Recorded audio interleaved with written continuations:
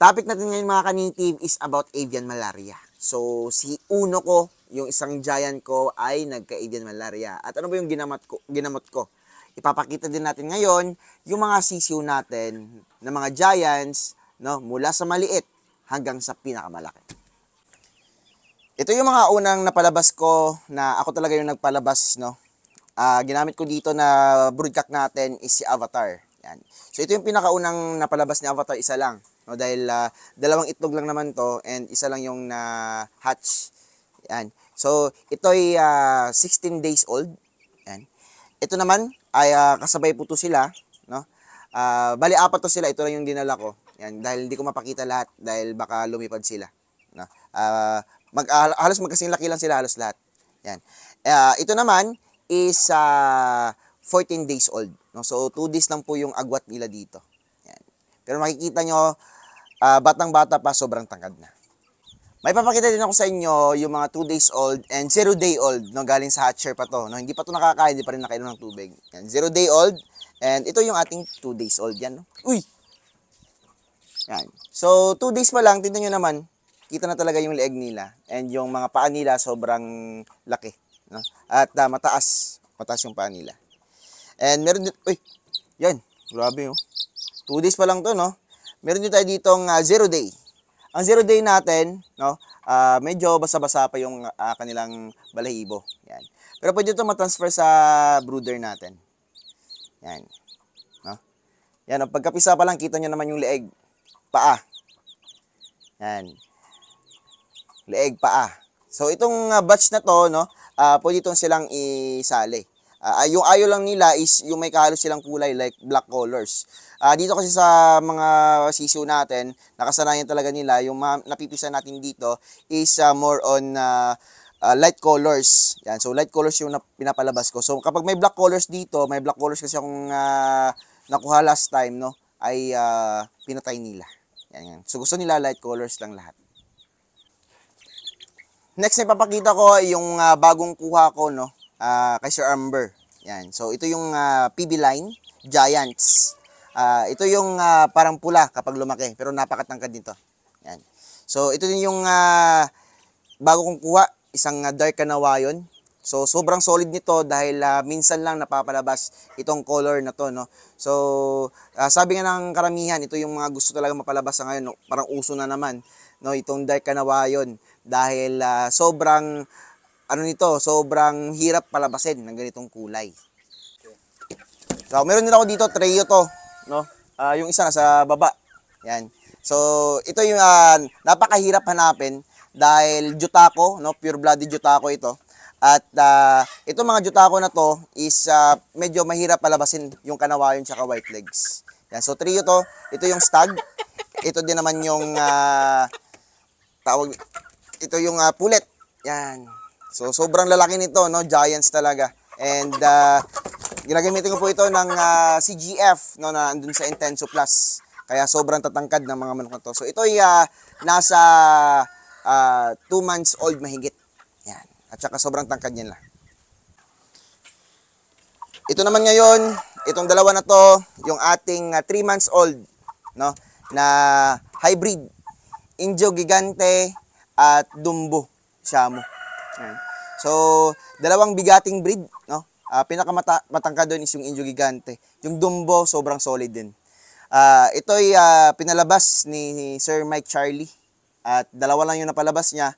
And yung dalawa na yon, ako na yung nakakuha. So, napakaswerte natin na sa atin to, pina-avail ni Sir Mike Charlie. Yan, no? So, super happy and sobrang tangkad ng dalawang ito. Isang stag and isang pulet, no? 3 months old mahigit. Ito naman yung ating couple, pair. Yan. So, itong pair na to is 3 months old din mahigit. No? So, mas matanda lang to ng 1 week doon sa ating IG Dumbo. Yan.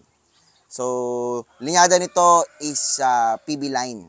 No? And solid na solid to dahil sa batch nila, ito yung dalawang pinakamatangkad. And nakuha ko rin sila. Ito naman, magkapatid. Yan, si B1 at si B2. So, ito magkapatid na to is super selection ni Sir Aaron. Dumpo Kanawayon, light Kanawayon, no?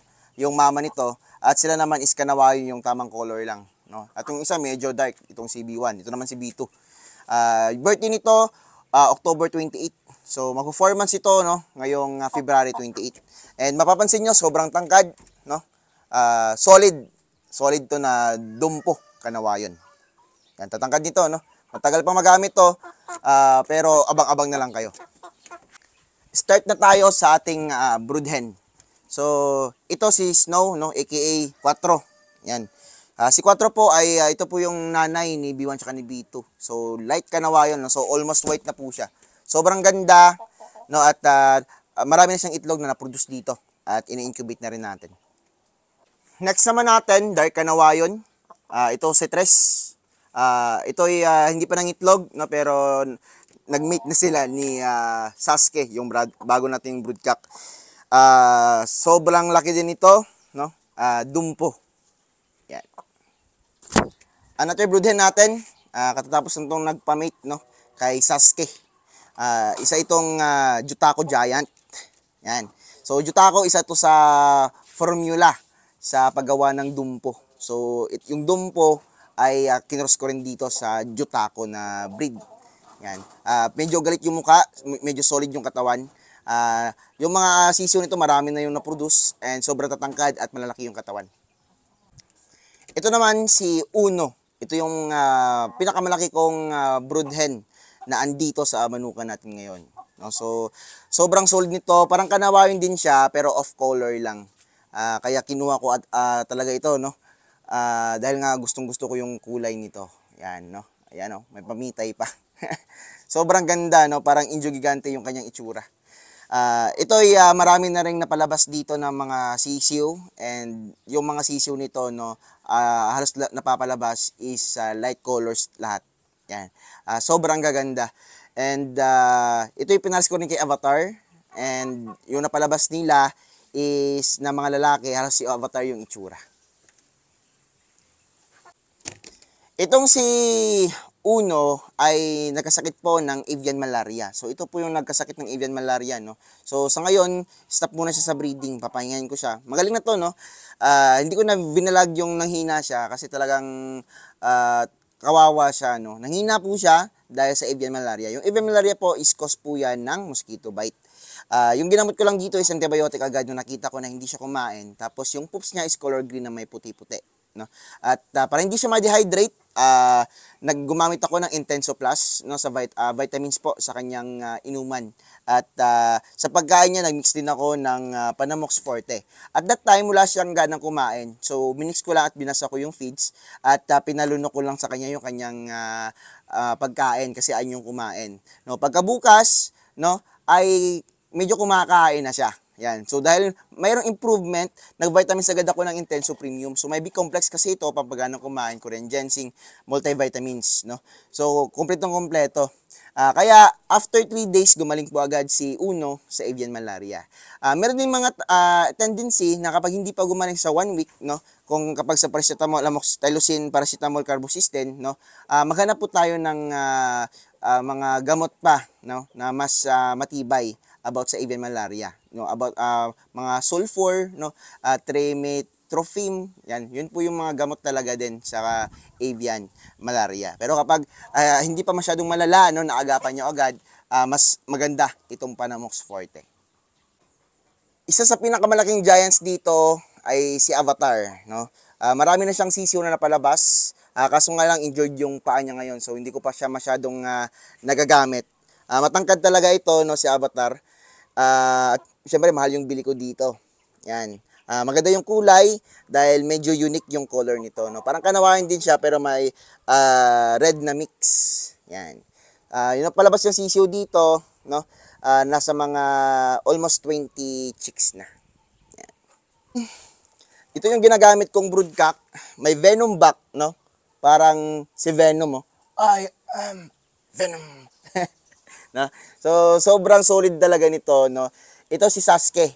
Si Sasuke po is from Cebu. Cebuano to. Cebuano ka dong? Yan. So, sisiw po to, no, nang may bumili sa kanya from Cebu. Kaso yung owner nito is nabise. dahil sa Indio Gigante. Yan. So, ngayon, dito na si Sasuke sa atin para sa ating Shamu Giants. And siya yung maging isa sa producer din natin dito. Dahil kanawayan, sobrang hirap hanapin yung ganitong kulay, no? Sobrang hirap talaga, no? Palagi ako nagsi-search about ito, and si Sasuke yung nakita ko na talagang perfect dito. Short beak itong si Sasuke. Yung mata nito masungit. Yan. Kaya ito yung nagustuhan ko sa kanya. About naman sa bone structure niya, talagang big yung bone structure, and yung kanyang mata, no, yung kanyang ulo din sobrang solid. Yan.